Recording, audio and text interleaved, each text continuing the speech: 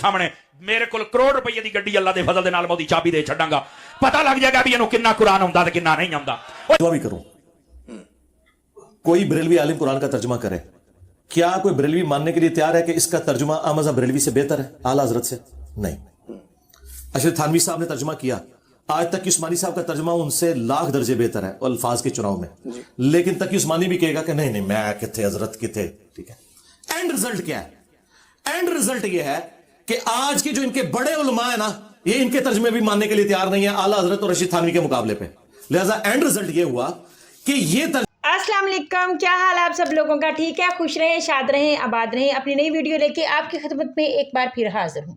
मुख्तलिफ anchor engineer साहब से जाके ब्रॉडकास्ट करते रहते हैं, मुख्तलिफ सवालात करते रहते हैं जिनके जवाबात वो बड़ी तफसील के साथ देते हैं। एक एंकर ने उनसे सवाल किया, मुफ्ती समर अब्बास ने चैलेंज किया इंजीनियर को कि अगर तुम कुरान का एक रुकू भी मुझे अरबी में पढ़ के सुना दो तो मैं अपनी करोड़ रुपए की जो गाड़ी है वो तुम्हें उसकी चाबी दे दूँगा, गिफ्ट कर दूँगा। वो गाड़ी जो उन्होंने हराम के पैसों से बनाई हुई है इस्लाम को बेचकर, उस गाड़ी की वो बात कर रहे थे।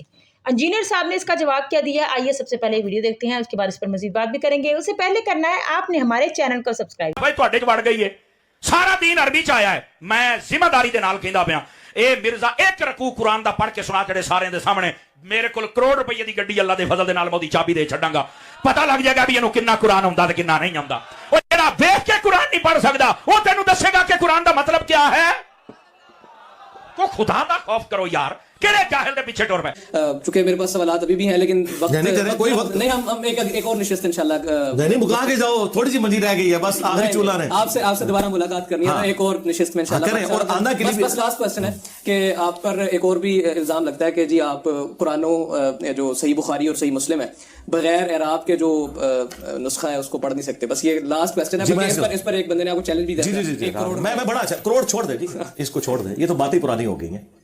पहली बात आप ज़हन में रखें कि अगर मैं कुरान का तर्जुमा भी करूं, कोई बरेलवी आलिम कुरान का तर्जुमा करे, क्या कोई बरेलवी मानने के लिए तैयार है कि इसका तर्जुमा आमज़ा बरेलवी से बेहतर है आला हजरत से? नहीं। अशरफ थानवी साहब ने तर्जुमा किया, आज तक उस्मानी साहब का तर्जुमा उनसे लाख दर्जे बेहतर है और अल्फाज के चुनाव में लेकिन तक उस्मानी भी कहेगा कि नहीं नहीं मैं किथे हजरत किथे ठीक है। एंड रिजल्ट क्या है? एंड रिजल्ट ये है कि आज के जो इनके बड़े उलमा है ना ये इनके तर्जमे भी मानने के लिए तैयार नहीं है आला हजरत और रशीद थानवी के मुकाबले पे। लिहाजा एंड रिजल्ट ये हुआ कि ये तर्जमा मानते हैं अपने बड़ों का। तो मैं चूंकि एक पढ़ा लिखा बंदा हूं मैं तो to cut the story short करता हूं, मैं कहता हूं मुझे अरबी क्या मुझे कुछ भी नहीं आता, मैं जाहिल हूं, मैं आमज़ा बरेलवी साहब का तर्जुमा रखूंगा और मैं अपने अकीदे साबित करूंगा। अब लाओ कौन सा बड़ा आलिम है जो उससे बेहतर कुरान का तर्जुमा कर सकता है। मैं बुखारी मुस्लिम का, क्या बरेलवियों का बुखारी मुस्लिम का तर्जुमा अहले हदीस ने मान लिया? अहले हदीस का बरेलवियों ने मान लिया? अगर माना होता तो ये लादा तर्जमे ना करते, इन्होंने तर्जमे किए इसलिए कि एक दूसरे के नहीं मानते। जब ये एक दूसरे के नहीं मानते मैं करके बता भी दूं, इन्होंने मानना तो नहीं, मैं तो सॉल्यूशन एंड पे मैं ये कहता हूं कि जिस फिरके का बंदा है ना हमारे पास जो आता है ना हम उससे कहते हैं कि ये आयत ले जाओ ये हदीस ले जाओ, तुम जाके ना अपने फिरके का तर्जुमा पढ़ लो और उसके मुताबिक अपनी इस्लाह कर लो। मैं बीच में से निकल गया, मैं तो बिल्कुल सॉल्यूशन एंड पे खड़ा हूं, मैं प्रॉब्लम एंड पे नहीं खड़ा। और आखिरी बात आपको मैं आज आपके कैमरे की वसातत से एक नई बात करने लगा जो आज तक मैंने कैमरे पे नहीं की। आफत सईद साहब जो थे ना जमातुल दावा के अमीर, ये मेरे ख्याल मैंने अपने स्टूडेंट से भी आज तक नहीं की। आफत सईद साहब जो है ना यूटी लाहौर जो है ना इंजीनियरिंग यूनिवर्सिटी लाहौर इसके इस्लामियात डिपार्टमेंट के हेड थे। जब इस्टेब्लिशमेंट ने इनको लॉन्च किया 1992 में इन्होंने बनाई वो मरकज अद्दावा वल इरशाद, फिर वो जमातुल दावा बन गई। उस वक्त जरा कश्मीर जहाद का खुमार चढ़ा हुआ था तो इनको हाफिज साहब को उन्होंने लॉन्च किया। यूटी लाहौर में अक्सर टीचर्स वहाबी अहले हदीस हैं। अच्छा। उसके पीछे रीजन है कि आफत सईद साहब थे ऊपर, उन्होंने अपने बाद भी एक वहाबी बिठाया। गैर वहाबी जब टीचर वहां जाते थे ना इंटरव्यू देने जी तो उनको फेल कर देते थे कि इनको तो अरबी नहीं आती। आए मैं सदके तो मैं दाई हां हूं, मैं तो रियल टाइम दसना, मुझे खुद एक अहले हदीस ने बताया जो उस जमात का हिस्सा है और वो मेरे ऑफिस का कुलीग भी है, मेरा बड़ा करीबी दोस्त भी है। अब अल्लाह का शुक्र है अल्लाह ताला ने उसे सिंपल मुस्लिम कर दिया। पहले वो वाबी मुसलमान था, अब सादा मुसलमान है। वो उन दिनों वहां पढ़ता था तो चूंकि वो अहले हदीस था, जमातुल दावा में था, तो वो टीचर्स के साथ भी उठता बैठता था। जहां जैसा कि तबलीगी जमात के जो टीचर्स होते हैं, तबलीगी जमात के लोग यूनिवर्सिटीज में उनके साथ उठते बैठते हैं, जरा यारी दोस्ती हो जाती है ना टीचर के साथ। उसने मुझे खुद बताया कि डॉक्टर तैयब कादरी साहब ने अप्लाई किया इंजीनियरिंग यूनिवर्सिटी में इस्लामियात डिपार्टमेंट में टीचिंग के लिए। تو اہل حدیث مولویوں نے میٹنگ کی کہ ہم نے اسے ٹیسٹ میں فیل کرنا ہے اور یہ ثابت کرنا ہے کہ اسے عربی نہیں آتی, اور اللہ کے فضل سے فیل کرنے میں کامیاب ہو گئے. ٹھیک ہے. اچھا, یہ میں آپ کو بتا رہا ہوں, ڈاکٹر طیل قادری صاحب وہ ہیں جو فلوئنٹ عربی اس طرح بولتے ہیں جس طرح ہم اردو اور انگلش بول سکتے ہیں. دنیا کی کئی یونیورسٹیز میں ان کی عربی کتابیں پڑھائی جا رہی ہیں. ٹھیک ہے, ان کا ایکسنٹ بھی عربیوں والا ہے. ان کو ڈاکٹر طیل قادری صاحب کو اہل حدیث مولویوں نے جواب میں عربی زبان نہ آنے کی وجہ سے فیل کر دیا. تو میں تو شاہی کوئی نہیں.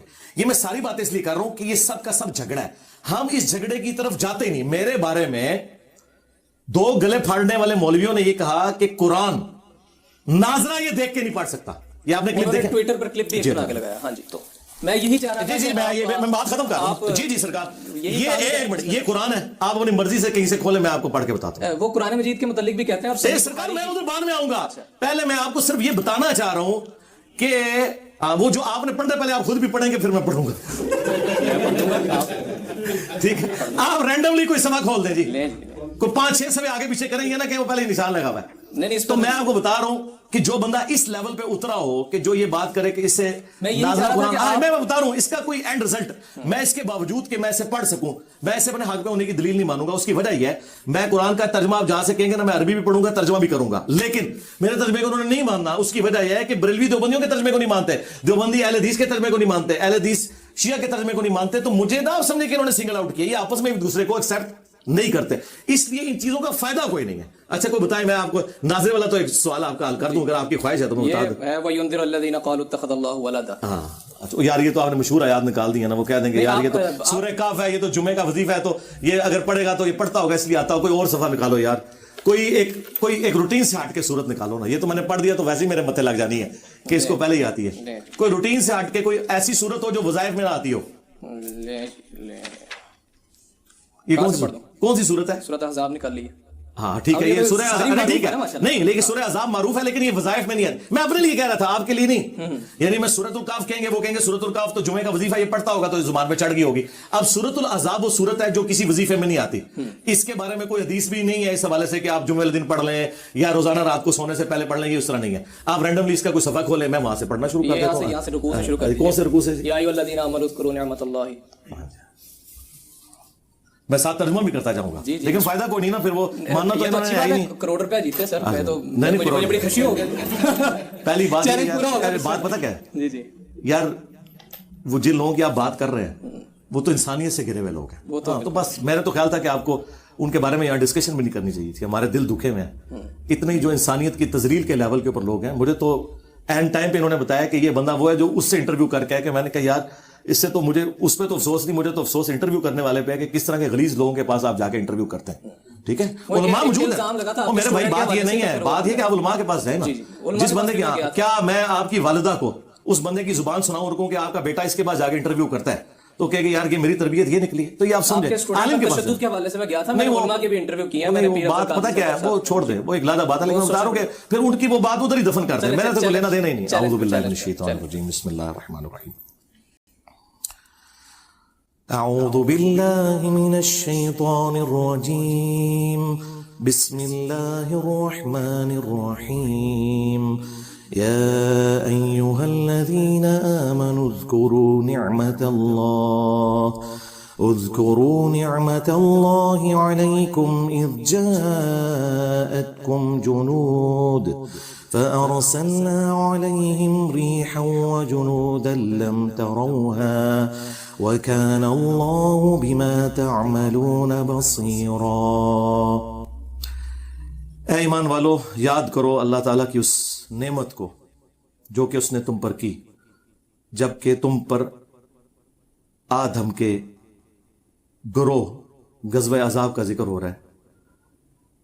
مختلف گروہ اکٹھے کر لیے تھے کافروں نے مسلمانوں پہ چڑھائی کے لیے, تو ہم نے ان پر ایسی ہوا بھیجی اور ایسے گروہ بھیجے, اللہ تعالیٰ نے فرشتوں کے ذریعے, ہواؤں کے ذریعے مدد فرمائی جو تمہیں نظر نہیں آتی. جی تو ناظرین, آپ نے سنا انجینئر صاحب نے نہایت تفصیل کے ساتھ نہ صرف اس بات کا جواب دیا بلکہ انہوں نے ان لوگوں کو بھی پرومیننٹ کیا, ان لوگوں کی اوقات بتایا کہ یہ ایک دوسرے کے کس قدر خلاف ہیں. ایک دوسرے کے نہ تو یہ ترجمہ مانتے ہیں قرآن کا, نہ عربی مانتے ہیں, کچھ بھی نہیں مانتے.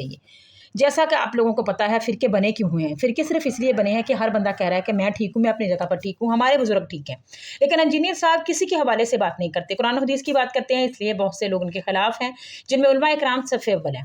आपका इस बारे में क्या ख्याल है? कमेंट में अपनी राय का इज़हार ज़रूर कीजिए। इंतज़ार रहेगा, तब तक हमें दे इजाज़त। अपना बहुत बहुत ख्याल रखें, अल्लाह पाक को याद रखें। अस्सलाम वालेकुम।